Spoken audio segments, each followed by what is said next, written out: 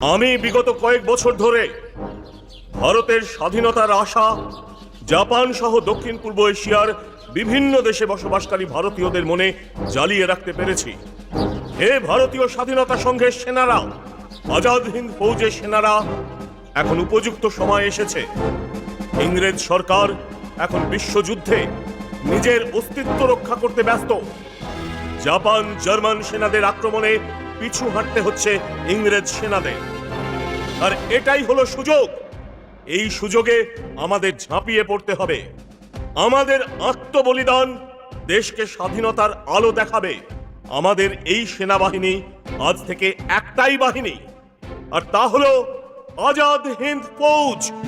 আর এই সেনাবাহিনীর সর্বাধিনায়ক আজ থেকে সুভাষ চন্দ্র বসু। জয় হিন্দ। জয় হিন্দ। জয় হিন্দ। জয় হিন্দ।